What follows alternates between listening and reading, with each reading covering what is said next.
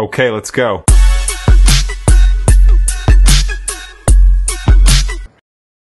ألفاظ كتيرة قوي الولاد بدأوا يلقطوها. والله السنة دي بصراحة مش قد كده طبعا. ايام مش معنى شو الحاجات دي ما كانت بتجي كده واكتر من كده كمان. لا طبعا مش احنا، الكلام اللي بيتعمل ده مش احنا يعني. ازيكم؟ كل سنه وانتم طيبين. انا نزلت فيديو في رمضان بس للاسف باظ مني. كنت عامله مسابقه دينيه، النهارده قررت اعمل تقرير واشوف راي الناس في دراما رمضان وفي قرار اعتزال محمد سامي وكمان في برنامج قطايف للفنان المحترم سامح حسين. يلا بينا. كل سنه وانتم طيبين. انت طيبه ميرسي. ايه رايكم في دراما رمضان السنه دي؟ والله هي في يعني مسلسلات كتير الاداء اوفر شويه، يعني في التعبيرات الوش في الكلام، برضو ما بيراعوش دايما الولاد الصغيرين في الفاظ كتيره قوي الولاد بداوا يلقطوها في البيوت. ف يعني دي مش حاجه كويسه. ان احنا زمان اتربينا على ونيس، اتربينا على ان انت تعلم ابنك ما يكتبش الاخلاق. كل يوم حلقه بتتكلم على موعظه يعني كويسه. لكن دلوقتي بقى كل الولاد عايزين بقوا ستايل انا جامد قوي انا، والكلام الترندي بتاعهم دلوقتي. ف يعني يا ريت الناس تهتم بالموضوع ده شويه، ان في اطفال كتير قوي تتفرج وقت رمضان مع اهاليها، مش الاهالي بس هي اللي بتتفرج على التلفزيون المصري وقت رمضان. تمام. ميرسي خالص. طب وانتي؟ انا شايفه في حاجات يعني بتعمل توعيه فعلا، يعني في مسلسلات في رمضان السنه دي بالذات فيها فعلا نوع من التوعيه. بس في مسلسلات تانية زي ما هي بتقول برضو ان ما فيش القيم والمبادئ اللي كانت موجوده زمان او كده.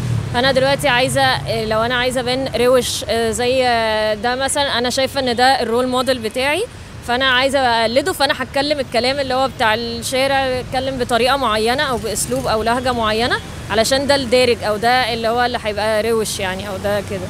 تمام. طب ايه رايكم في قرار اعتزال محمد سامي؟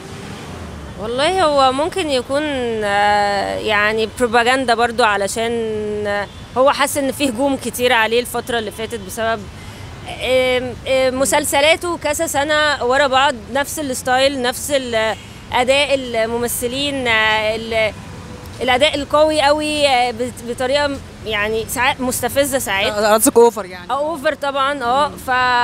ف يعني ممكن يكون هو حاسس ان يعني كذا سنه بنفس الستايل، حتى الموسيقى المأساويه والموضوع بيطول جدا. ف يعني هو ممكن يكون اخد القرار ده او اعتزاله على اساس يحسس الناس ان انا مش هبقى موجود في الساحه بعد كده، او شوفوا يعني بعد كده ممكن مين اللي هيبقى بدالي يعمل المسلسلات بتاعتي او المسلسلات اللي فجايز يعني ما اعرفش. طيب بتشوفي برنامج سامح حسين القطايف؟ لا والله مش بتفرجش عليه. لا. طب وانتي بتتفرجي عليه؟ لا ما شفتهوش الصراحه، يعني سمعت عنه بس ما اتفرجتش على حلقه كامله الصراحه. ايه رايك في دراما رمضان السنه دي؟ يعني بصفه عامه فيها كويس وفيها الوحش عادي. طيب يعني فيها حاجات كويسه اكيد طبعا يعني، بس مش كتير يعني. مش كتير يعني، الاغلب مش حلو يعني. بصفه عامه في الفتره الاخيره ما كانتش زي الدراما بتاعت زمان بتاعتنا يعني، اللي احنا متعودين عليها، بتاعت الناس الكويسه اللي كانت بتعمل حاجات حلوه وحاجات لها معنى ومضمون وهدف، زي ونيس يعني وغيره. يعني بقى يمكن انا من رعيل اسامه انور عكاشه والمال والبنون والضوء الشارد وليالي الحلميه والحاجات اللي حاجات فيها حاجه يعني بتقول الواقع بتاعنا احنا يعني. هو الدراما مهم جدا انها تكون واقع، ما تكونش حاجه مش من الواقع. لو كان حاجه مش من الواقع هتبقى ملاش معنى. يعني افهم من كده ان حضرتك شايف الدراما مش واقعيه الى حد كبير؟ لا طبعا مش احنا، الكلام اللي بيتعمل ده مش احنا يعني. طب ايه رايك في قرار اعتزال المخرج محمد سامي؟ والله هو كراجل في الوسط حر ان هو ياخد قراره وليه دوافعه، بس طبعا انا هو كمخرج وكظاهر في الفتره الاخيره ليه اعمال كويسه وليه رؤيه مما لا شك فيه انه برضك عمل حاجات كويسه وعمل حاجات وحشه، ده عادي يعني، واي فنان كده. شايف ان ده عادي ما يستحقش ان هو يعتزل؟ لا لا لا لا بالعكس، هو المفروض يتخلص من الحاجات اللي هي مش كويسه، اللي هي ما حبهاش الناس وكده، ويركز على الحاجات اللي كويسه. تمام. طب شفت برنامج قطايف لسامح حسين؟ للاسف لا، ما شفتهوش. طب ايه رايك في موضوع ان فنان يطلع يعمل برنامج ديني؟ اصل هو الفنان ابن مجتمعه وابن بيئته، يعمل كل حاجه، زي ما بيعمل حاجه بتضحكنا، يعمل حاجه بتبكينا، يعمل حاجه بتمس روحانيات عننا، يطلع ببرنامج يصحح مفاهيم موجوده في المجتمع. يعني في ناس بيقولوا خلي الدين لاهل الدين. لا لا لا, لا بالعكس، هو يعني خلينا نتكلم بصراحه، الجانب ده في الفتره الاخيره في ال 30 40 سنه ده اتلخبط كتير قوي يعني، ولابد ان احنا يبقى في حريه في تناول المواضيع دي. انا ما بتكلمش على الثوابت، انا بتكلم على الحاجات اللي فيها يؤخذ منها ويرد. يعني شايف ان مجرد ان هي حاجه هادفه فتمام؟ طبعا طبعا طبعا. والدين بتاعنا احمد الله واشكر فضله في مساحه للاجتهاد، الاجتهاد من اهل الدين واهل العلم واهل الفكر برضك.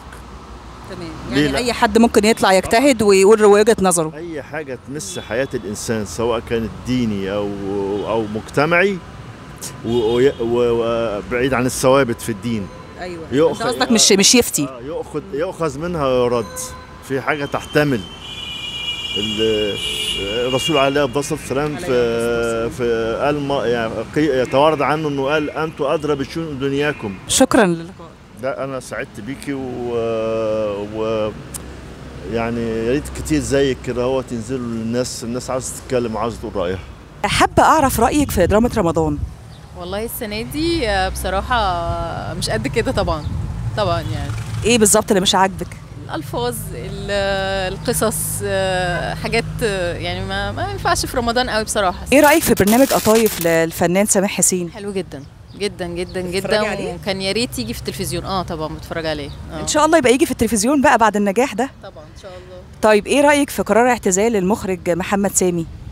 والله هو بعد سيد الناس دي هو المفروض يعتزل بصراحه، مش حلوه ابدا، لكن هو ليه حاجات تانية حلوه ما اقدرش انكر يعني، ليه بصمه معينه وحاجات حلوه، لكن يعني المفروض يغير، هو خلاص بقى تكرار تكرار تكرار، فلازم تغيير. ايه رايك في دراما رمضان السنه دي؟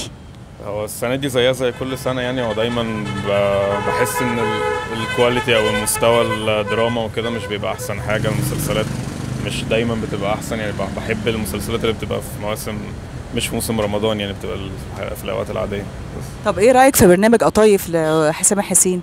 هو حلو مختلف، ما حدش كان متوقعه. سامح حسين عنده شعبيه كافيه ان هو ان الناس تسمعه يعني، وهو بيحاول يقول حاجه وبيقدمها بطريقه لطيفه يعني. بتتفرج عليه يعني؟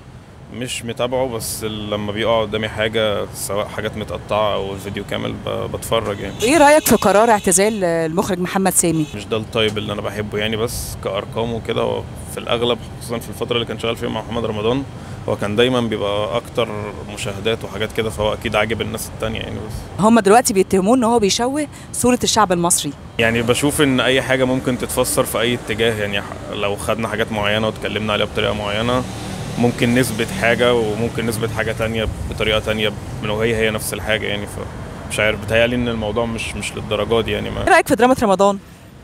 لا مش بتفرج على دراما في رمضان. مش بتتفرجي خالص على مسلسلات؟ لا مش بتفرج على مسلسلات في رمضان.